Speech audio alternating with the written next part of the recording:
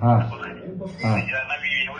थोडीशी आली आणि त्या चौकशीमध्ये काही आरोपाची टीम आपल्याकडे आली होती आणि तुमच्या पुस्तकांना थोडं म्हणजे त्या चौकशी दरम्यान त्यांना पण त्यांची अचेतन झालेला आहे. याच्यात त्यांचं ॲलिगेशन आहे की काय ट्रस्टी काय मार वगैरे झाली आपल्या पोलिसला सीसीटीव्ही आहे. एक लक्षात घ्या कदम, ती 25 वर्षाची आहे. कुठला तरी पोलीस औरंगाबादमधनं येतो आणि हे सगळं कोणाच्या तरी घरामध्ये घुसतात.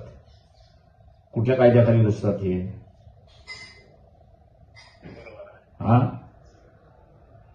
पोलिसाला लायसन्स तर दिलेलं नाही ना, त्याच्यामुळे एफआयआर नोंदून घ्या ना, चौकशी होत राहील त्याच्यामध्ये. नाही 2 दिवस नाही, ताबडतोब झाली पाहिजे एफआयआर. कदम 2 दिवस नाही, एफआयआर ताबडतोब नोंदवल्या गेली पाहिजे. नाही तर मी त्यांना सांगतो तिथं धरणं देऊन बसा, एफआयआर नोंदवा म्हणून. नाही, विनंती नाहीये, कायदा आहे. हो, कायद्याला असं विनंती नसते. कायदा आहे, सुप्रीम कोर्टाने तुम्हाला सांगितलेला आहे की ताबडतोब असणारे एफआयआर दाखल करून घ्या. चौकशी तुमची होत राहील ना. एफआयआर नोंदवायला सुद्धा पोलिसांचा रेजिस्टन्स का आहे?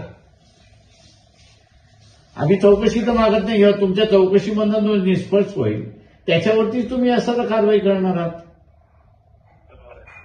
हा, एफआयआर नोंदायला सांगा तिथे.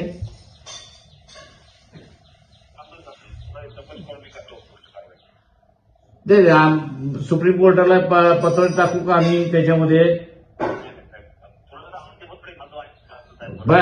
असे